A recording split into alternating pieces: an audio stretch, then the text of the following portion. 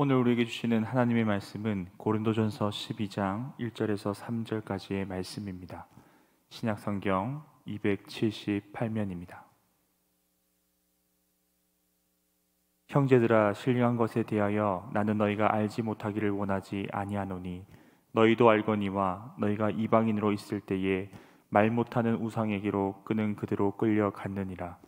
그러므로 내가 너희에게 알리노니 하나님의 영으로 말하는 자는 누구든지 예수를 저주라 할 자라 하지 아니하고 또 성령으로 아니하고는 누구든지 예수를 주시라 할 수 없느니라. 아멘.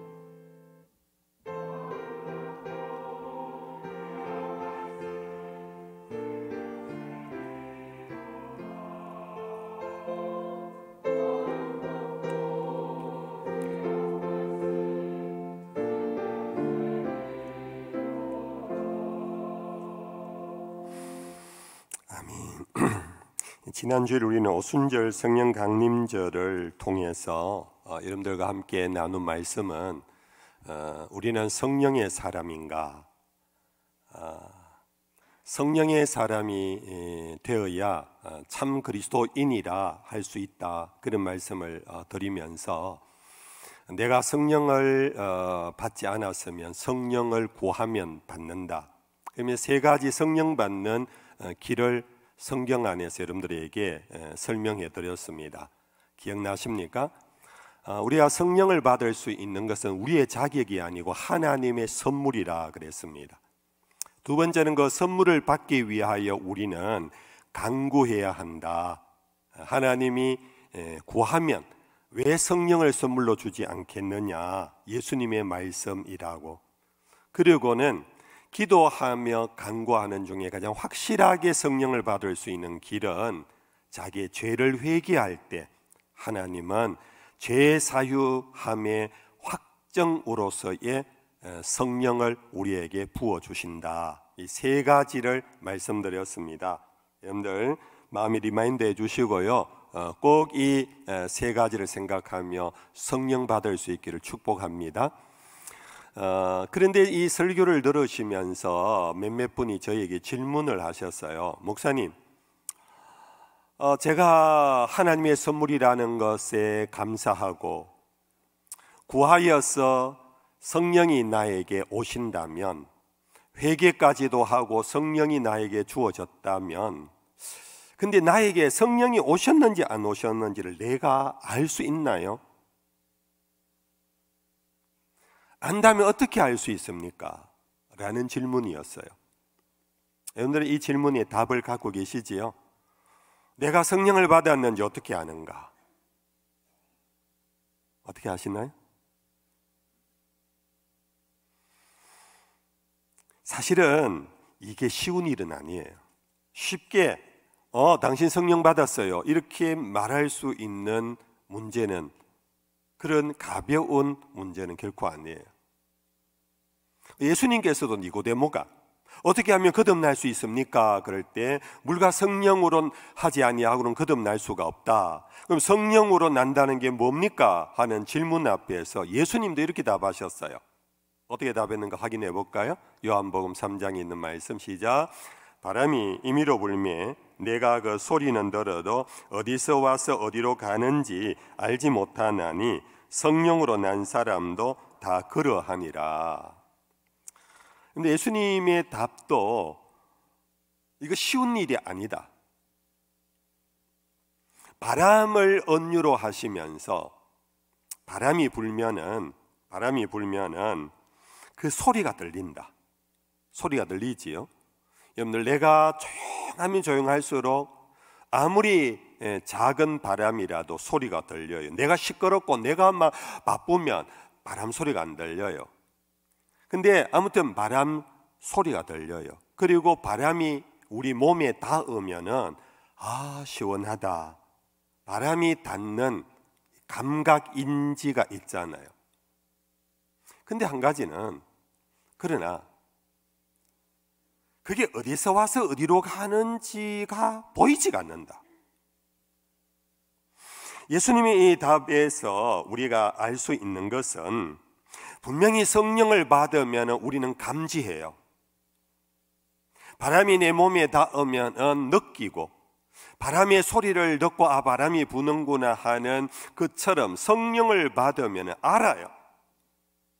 근데 문제는 보이지 않기 때문에, 이게 불명확성 때문에 우리는 헷갈리는 거예요. 막 보이면 그냥 막 사람처럼 이렇게 다가오면 아, 나는 성령님을 만났다, 보았다, 나는 악수했다 할 수 있는데, 보이지 않으니까 뭔가 소리는 들리는 것 같고 그래서 닿는 느낌은 있는데, 여기에서 우리는 힘들어하게 되는 것입니다. 여러분들, 그러나 예수님께서 하신 말씀 또 다른 한 부분을 연결해서 이 불명확성을 명확하게 할 수 있는 교훈이 하나 있어요. 이것은 성령에 대한 교훈을 하시다가 준 말씀은 아니지만은, 그러나 보편적인 입장에서 이것은 연결돼요. 마태복음 7장 16절입니다. 우리 잘 아는 말씀입니다. 그들의 열매로 그들을 알지니 가시나무에서 포도를 또는 엉겅귀에서 무화과를 따겠느냐. 이 말씀을 잘 하시는 말씀이지요. 나무는 그 열매를 보고 안다. 이게 사과가 열리면 사과나무고 배가 열리면 배나무다. 배가 열리기 전에는 이 나무가, 우리 도시 사람들은 몰라요. 복숭아 나무인지 감나무인지. 근데 열매가 나중에 맺힐 때 가서 보면은 아, 이 감나무였구나, 복숭아 나무인 줄 알았는데, 이제 열매를 보면 안다는 거예요. 이게 바로 성령을 내가 받았느냐 받지 않았느냐 하는 데서 처음에는 분명히 인지가 돼요. 감각적인 인지가 돼요. 그런 어떤 체험의 느낌이 있어요. 그러나 그것이 뭔가 불명확한 이 문제를 우리에게 분명하게 해주는 것은 그 후 그의 삶의 열매가 맺혀지는 것을 통하여 명확하게 알 수 있다 하는 것입니다. 여러분들, 우리가 길을 가다가 사람을 만나도요, 어떤 사람, 내가 참 좋아하는 사람을 만나면 잠시 스쳐 지나가도 이후에 여운이 있잖아요. 마음이 행복해요. 기분이 좋아요. 그게 길게 가면 맨날 며칠 또 가요. 근데 또 어떤 내가 별로 원치 않은 사람을 만나면 하루 종일 막 기분이 나쁘잖아요. 여러분들, 사람을 만나 스쳐 지나가도 이와 같은 만남에는 그 결과가 나오는데, 어찌 성령을 만났는데 내 삶에 변화가 없겠습니까? 여러분들, 우리는 이 점을 간과하지 아니하도록 해야 합니다. 적지 않은 분들이 성령은 영의 일이니까 그 영적으로 아는 거야. 성령을 받았다고 해서 우리가 천사가 되는 것도 아니고 우리가 별스러운 사람이 아니야 라는 생각을 하시는 분이 참 많아요. 그래서 바람 소리 정도 듣고 그냥 뭔가 와닿는 듯한 느낌을 가지고 착각 내지 착각의 오해 속에서 교회 안에 신앙적인 오류가 참 많이 일어나요. 여러분들, 요한 사도가 예수님께서 이 땅에 오신 것은 영으로만 온 것이 아니라 우리와 똑같은 육체를 입고 오셨다고, 그것을 누누이 강조한 사도입니다.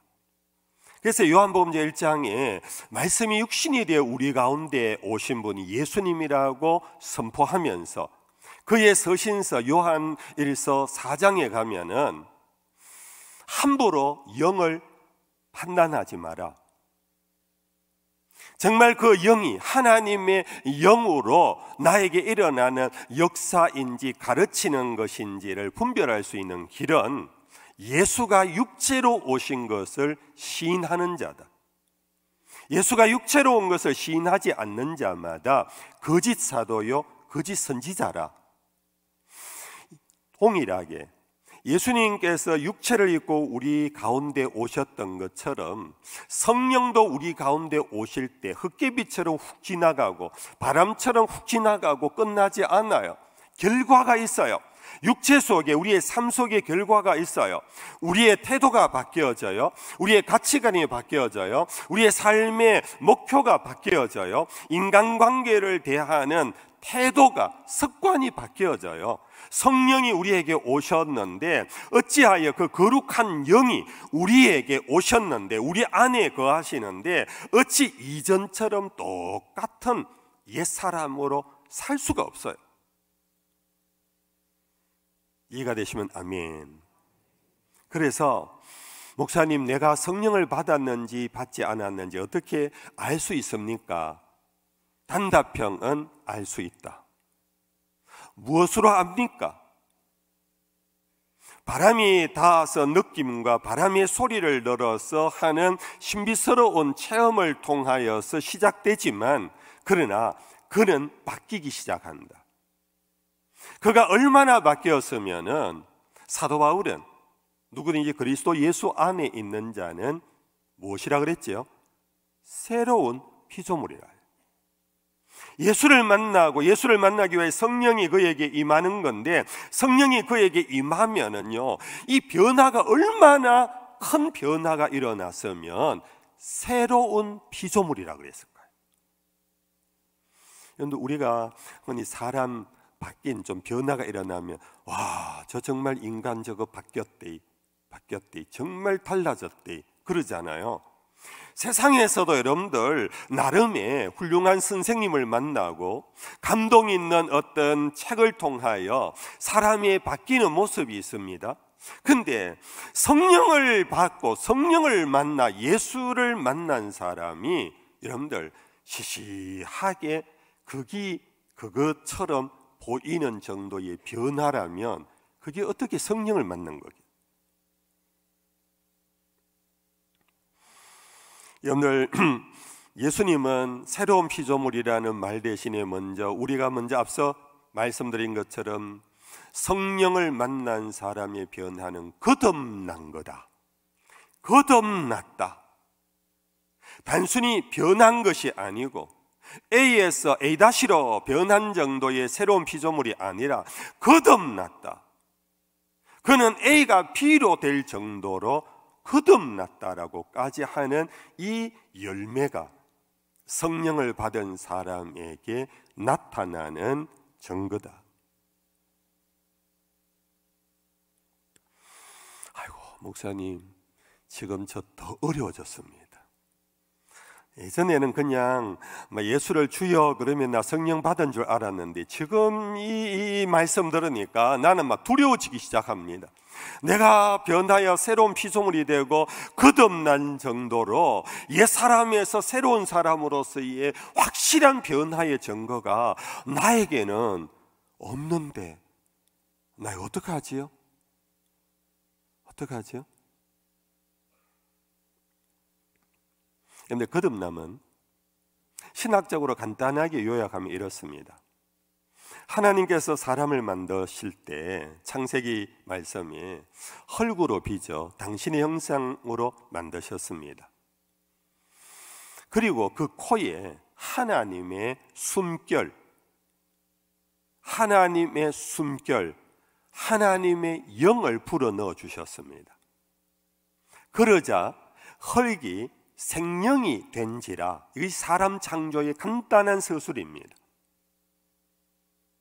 이 생명이 금단의 열매를 먹지 말라는 하나님의 엄한 명령을 어기고 불순종함으로써 결국은 타락하게 되었는데, 이 타락이라는 것이 윤리적 도덕적 타락이 아니라 하나님으로부터 버림받았다. 이게 바로 타락이라는 의미입니다. 하나님으로부터 버림을 받게 되면 어떻게 되느냐? 하나님의 숨결을 더 이상 받지 못한다. 하나님의 숨결을 더 이상 받지 못한다. 하나님의 영을 더 이상 받지 못한다. 그러면 어떻게 되느냐? 흙의 존재로. 그래서 사도 바울의 로마서의 표현으로 치면은 육체의 존재로 다시 전락해 버려요. 이것이 바로 인류의 모습이에요. 우리 인간은 날 때부터 죄인이다, 우리 모두는 죄인이다 하는 의미를 여러분들 이미 아시겠지만, 그건 뭐냐면은 육체의 모습으로 전락함으로써 하나님의 생기를 받아 마시지 못하는, 그로 인하여 영생을 잃어버린, 죽음의 길로 가는 그 상태가 바로 우리들의 상태였는데 하나님이 우리를 사랑하셔서 불쌍히 여기시고 독생자를 보내주셔서 그분의 보배로운 피로 우리 모든 죄값을 대속해 하시고 그 보배로운 피를 믿는 자에게 하나님은 다시 당신의 숨결을 불어넣어 주신다. 이게 바로 성령을 주신다. 성령을 주심으로 너희가 다시 거듭난다. 이해가 되시면 아멘. 여러분들, 그러므로 거듭남은 하나님의 숨결을 다시 공급받지 않으면 거듭나지 못하고 하나님의 숨결을 공급받음으로써 육체로 전락한 우리가 하나님의 형상의 영적 존재로 다시 태어남, 이것이 바로 거듭남의 비밀이에요.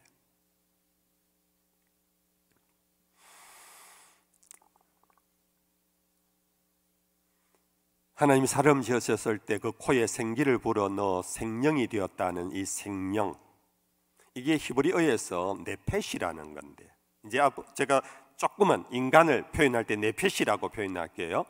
우리 이 인간 네펫이는 그 히브리어 뜻이 뭐냐 하면은 갈망한다 하는 뜻이에요.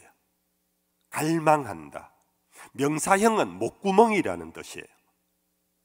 그 인간이 헐기에서 리빙 빙, 생명이 되기 위하여 필요한 것이 하나님의 숨결이었고, 숨결이 하나님의 숨이 들어감으로 비로소 목구멍이 열리워지기 시작했고, 이 열리워진 목구멍으로 하나님의 숨결을 계속해서 갈망하는 것이 네펫이. 이 네펫을 잃어버린 육체로 전락한 인간이 하나님의 은총으로 용서함 받고 다시 숨결을 받아들일 때에 목구멍이 다시 열리워진 거예요.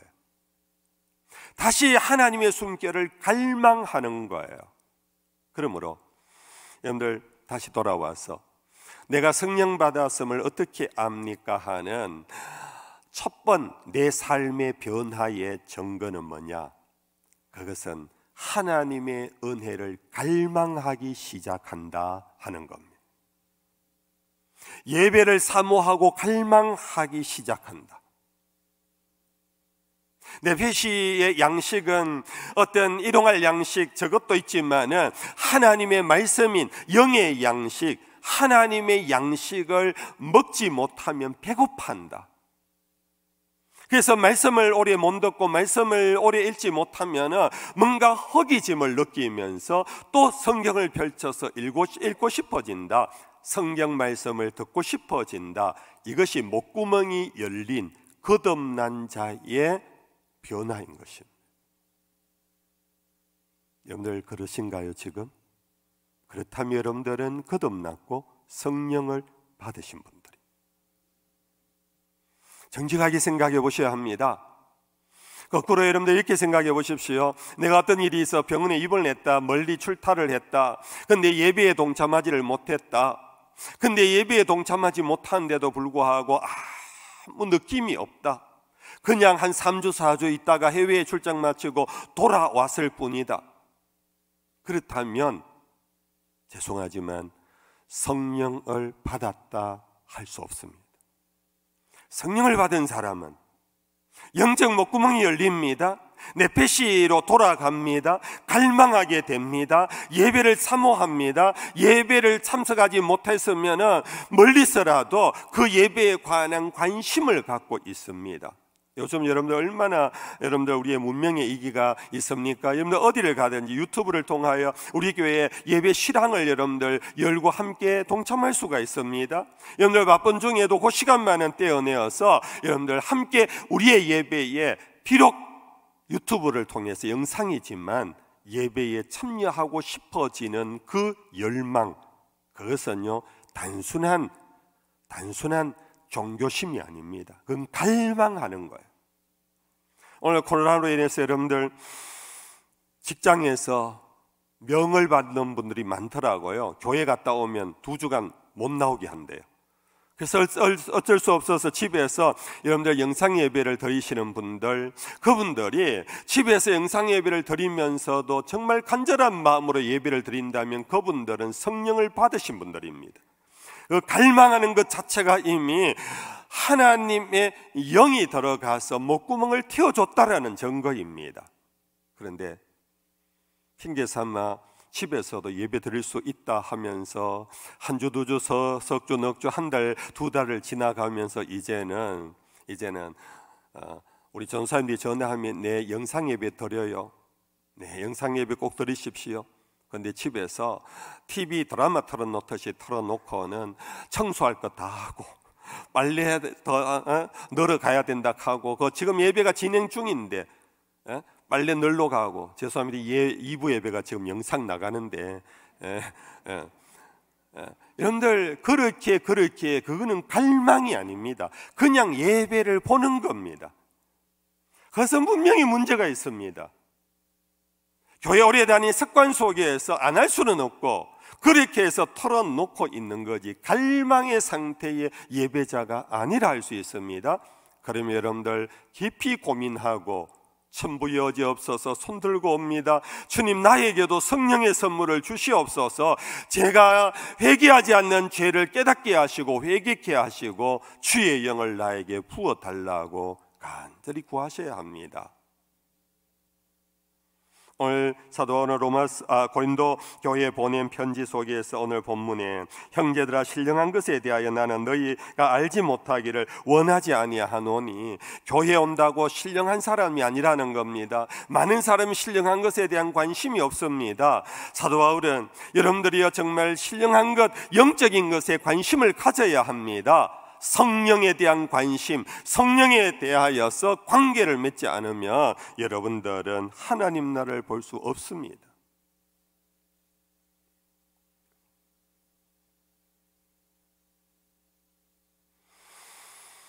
이제 하나 더 나아가서 내가 성령 받았음에 가장 뚜렷한 증거 하나가 있습니다. 그것은 예수님에 대한 지식과 관계의 변화입니다. 성령을 보내시겠다고 하신 예수님께서 성령이 우리에게 오면 어떤 일을 하시느냐 하신 말씀 중에 하나입니다. 여러분들 요한복음 제 15장 26절을 한번 읽어볼까요? 15장 26절 다 같이 읽어봅시다. 내가 아버지께로부터 너희에게 보낼 보혜사 곧 아버지께로부터 나오시는 진리의 성령이 오실 때에 그가 나를 증언하실 것이요. 성령이 우리에게 오시면요, 내가 받았는지 안 받았는지 어떻게 아느냐, 나에게 변화가 일어나는데 그게 뭐냐면 예수에 관한 지식이 커져요. 이거는 책 읽어서 아는 지식이 아니에요. 성령이 나에게 증언하시는 예수에 대한 믿음으로 연결되어지는 지식을 우리에게 주세요. 그 지식은 단순한 교리의 공감이 아니라 이제 그 이후로부터 관계를 맺어요. 성령 우리에게 오시면요, 예수를 뭐라고 부르게 한다? 오늘 본문에 고린도전서 12장 3절 그러므로 내가 너희에게 알리노니 하나님의 영으로 말하는 자는 누구든지 예수를 저주할 자라 하지 아니하고 또 성령으로 아니하고는 누구든지 예수를 주시라 할 수 없느니라. 예수를 뭐라고 부른다고요? 주님이라고 불러요. 주님은 찬송가에 나오는 가사 한 토막이 아닙니다. 예수를 주라 하는 중에 나는 그의 종이라는 것을 고백하는 거예요. 예수를 주라 부르는 중에 주님, 당신 말씀대로 내가 순종하겠습니다라는 거예요.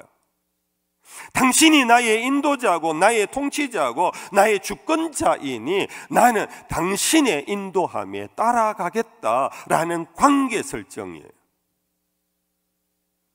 자연스럽게 예수를 주라고 부르는 사람은 예수가 하나님을 아버지라 부른 적, 그도 하나님을 아버지라 부르기 시작해요. 여러분들 예수를 주라고 부르시나요? 하나님을 아버지라 부르시나요? 여러분들 교회 다녀도요, 아직도 여전히 그냥 하나님 그러지 하나님을 아버지라고 부르지 못하는 사람이 적지 않게 많아요. 성령을 받은 사람은 자연스럽게 관계가 형성돼요. 예수를 영접하고 믿는 자는 자녀되는 권세를 받았으니 하나님을 아버지라 불러요. 관계가 형성돼요. 그런데 이 관계가 형성되지 않는 사람은 그냥 절대 존재는 인정하지만 그분이 나의 아버지라고 부르지를 못해요.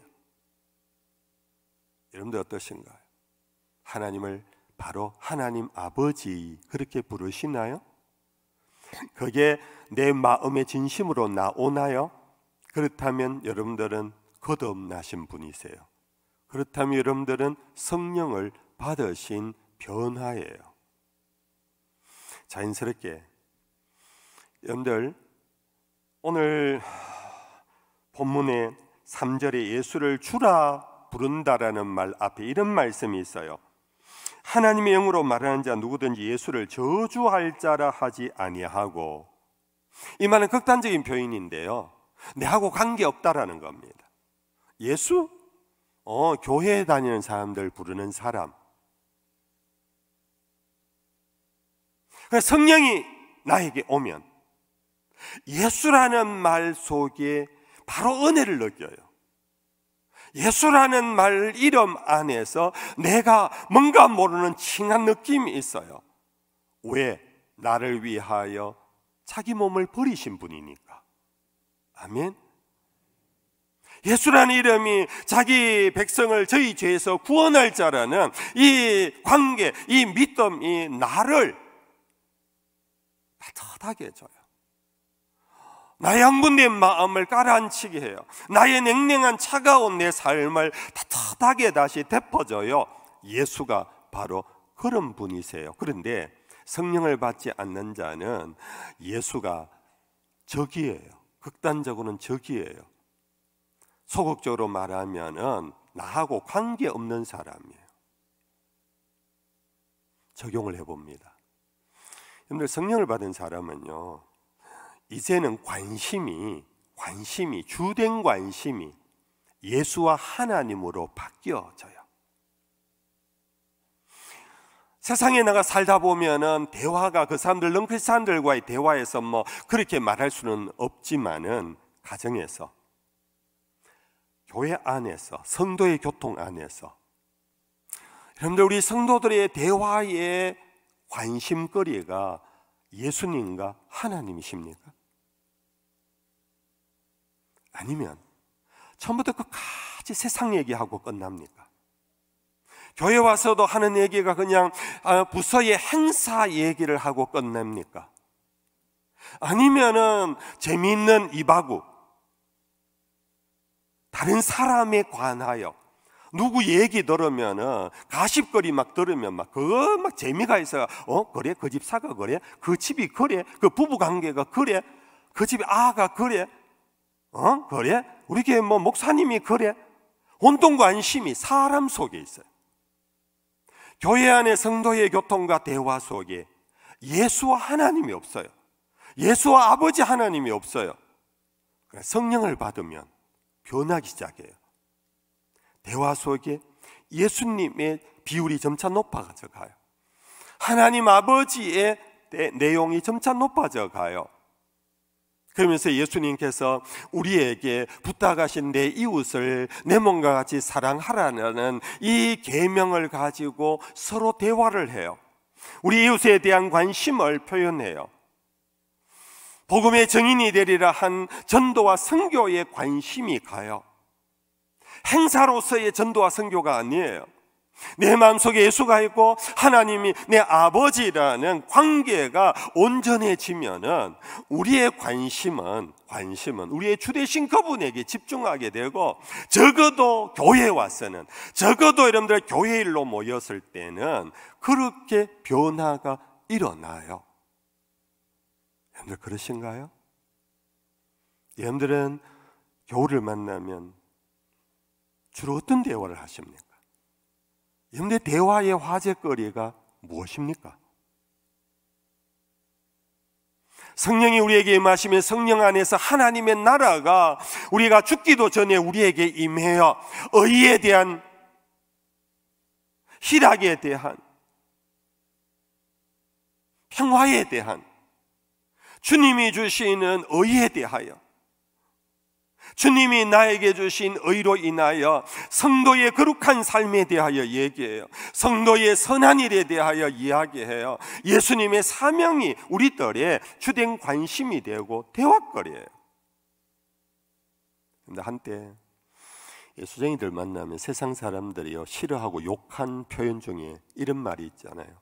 예수쟁이들 만날 얘기가 교회 얘기, 하나님 얘기밖에 없다. 저들 만나면 정말 지겹고 재미없다. 이거 옛날에 우리 교회 교인들이 많이 들었던 비난이에요. 여러분들, 오늘 이런 비난을 받으며 사는 분이 얼마나 될까요? 여러분들, 그런 비난의 대상자입니까? 입만 열었다 하면 교회 얘기고, 교회라는 게 다른 게 아닙니다. 누구 인간이 얘기가 아니고 교회의 선교와 전도, 교회의 섬김에 대한 얘기, 교회를 통하여 아름다운 얘기들, 그런 얘기들을 자연스럽게 자랑하고 싶어지고, 자연스럽게 예수를 자랑하고 싶어지고, 이것이 과거 한국교회의 부흥기의 특징이었어요. 오늘 한국교회가 쇠락하여진다고 그럽니다. 이런저런 얘기로 한국교회 문제가 많다고 그럽니다. 여러분들이요, 정말 우리 정직하게 생각해 봅시다. 한국교회, 우리들의 교회의 문제가 뭡니까? 우리들 안에 예수와 하나님이 관심이 없어요. 우리들의 대화 속에 예수와 하나님이 없어요. 이것은 교회가 아니에요. 말씀을 이제 마지막으로 하면서 성령이 오신 증거에 이와 같이 여러분들 성령이 오셨으면 갈망하게 됩니다. 하나님을 갈망하면 목구멍이 터입니다. 그리고 하나님과의 관계, 예수와의 관계가 바뀌어지면 관심사가 바뀌어지고 대화가 바뀌어지며 우리의 언어와 문화가 바뀌어진다. 그걸로 끝나는 것은 아닙니다. 이제 점차 그에게는 그것이 삶의 길로 진보가 이루어집니다. 진보가 이루어집니다. 성령이 임한 자는요 3년 전의 옛 이야기가 아닙니다. 우리 예수님 말씀하셨습니다. 성령이 내게 임하시면 영원토록 너희와 함께 있으리라. 성령이 우리에게 영원토록 함께 계시는데요 3년 전에 와서 예수 믿게 딱 하고 뒷방 늙은이처럼 가만 계시지 않으세요. 때때로 성령이 임한 우리들도 세상에 이런저런 환난 속에 여러분들 찌들고 너무 힘들고 공고한 자가 되면은 기도할 바를 몰라요. 예배당에 왔어도 기도가 안 나와요. 그때 우리 안에 계신 성령이 역사하세요. 로마서 8장 말씀 아닙니까? 우리가 빌바를 알지 못할 때에 성령께서 탄식하시며 우리를 대신하여 빌어주신다고. 그 성령은 우리 속에 와서요 여러분들 정말로 1년 전, 5년 전, 10년 전 사건의 주인공으로 있다가 머무시는 퇴장하시는 분이 아니세요. 지금도 우리의 주인이세요. 지금도 우리를 인도하세요. 그래서 사도 바울 로마서 8장에서 하나님의 영의 인도함을 받는 자라야 하나님의 자녀라 할지니라. 지금도 계속해서 인도하고 계시는데 그 인도함을 받을 때에 하나님의 자녀는 그리스도의 장성한 분량까지 진보를 이루어요. 점차 이루어요. 사도 바울이 갈라디아 교회에 보낸 편지 속에 5장에 육체의 현저한 일들이 많아요. 육체의 현저한 일들, 미움과 다툼과 시기와 싸움과 거짓 증언과 간음과 도둑질과 이러한 육체의 현저한 일들이 교회 안에도 막 들어와요. 우리에게도 막 들어와요. 그러나 성령이 우리 속에 있는 자는 이제는 그것을 현저한 육체의 일과 싸워 이겨나가도록 성령이 계속 우리를 강한 자로 우리를 진복해 해요. 그들과 싸우다가 끝나는 것이 아닙니다. 성령이 우리 속에서 진보를 이루어요. 그것이 뭡니까? 성령의 열매예요. 사랑과 희락과 화평과 오래 참음과 온유와 절제와 충성과 양성과 이와 같은 성령의 열매가 육체의 현저한 일들을 이겨나가는 중에 성령은 자연스럽게 우리를 사랑을, 참음을, 용납함을, 여러분들 이와 같은 성령의 열매가 우리 속에 내가 도덕적인 율법의 조항을 지켜야지 해서 되는 게 아니고 성령이 우리 속에서 우리를 진복해 해 주는 성령의 열매의 모습이에요. 사랑하는 성도 여러분들, 성령을 받은 사람의 변화 분명히 일어나요. 성령을 받고 바람소리 들은 것 같다고, 한번 그때 시원했는데 정도가 아니에요. 성령이 오시면 우리를 거듭나게 하고 우리의 삶의 변화가 일어나게 하고, 그것이 어떤 사람에게는 바로 성자같이 변할 수도 있지만 어떤 사람에게는 오랜 세월이 걸릴 수도 있어요. 그러나 성령은 우리에게 떠나지 아니하시고 지금도 우리를 진복해 하세요. 지금도 우리의 언어를 바꾸어줘요. 우리의 가치관을 바꾸어줘요. 우리의 태도를 바꾸어줘요. 우리 범어교회가 정말 이러한 성령의 진행 속에서 성장하고 성숙한 참 그리스도인들로 가득한 교회가 되기를 축복합니다. 찬양하십시다.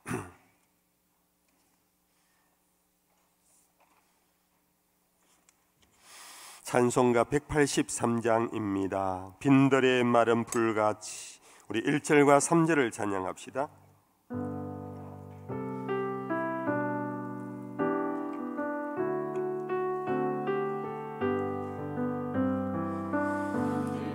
마른 불같이 시노른 나의 영혼, 주님의 약속한 성령 간절히 기다리네. 아무럼의 마른 땅에 단비를 내리시고 성령의 단비를 부어 새 생명 주옵소서. 따라 우로를 내려 조목이 무성하니 갈급한 내 심령 위에 성령을 부어서 아멘 아멘. 푸름의 마른 땅에 단비를 내리시도 주여 성령의 단비를 부어 새 생명 주옵소서. 아멘. 다 같이 일어나시겠습니다. 우리 복음송 하나로 예배를 마무리합니다. 성령이 오셨네, 성령이 오셨네. 허무한 시절 지날 때, 깊은 한숨 내쉴 때 그런 풍경 보시며 탄식하는 분, 성령이 오셨네.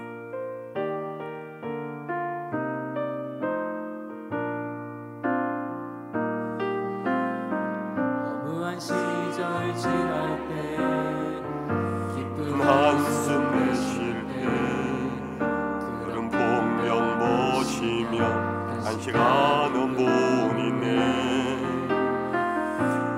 같이 너희를 버려두지 않으리. 내가 너희와 영원히 함께하. 아멘. 성령이 오셨네, 성령이 오셨네. 내 주에 보내신 성령이 오셨네. 가운데 친히 찾아오셔 그 나라 봉사하시네. 억눌린 자 갇힌 자 자유함이 없는 자 피난처가 되시는 성령님 계시네. 영이 계신 곳에 참 자유가 있다네.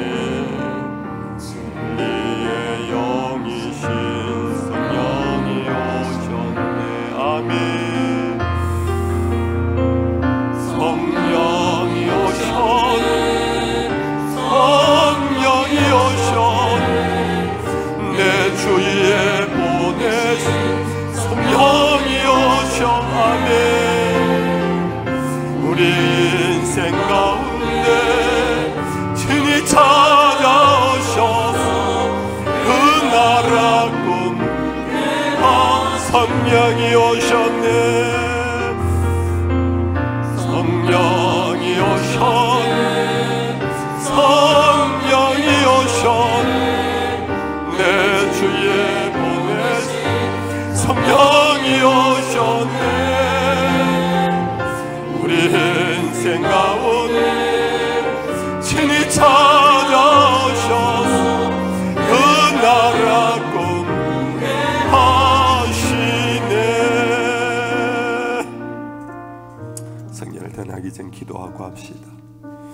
아직 나에게 성령이 오지 않은 것 같다면 구하십시오. 하나님은 선물을 준비하고 계십니다.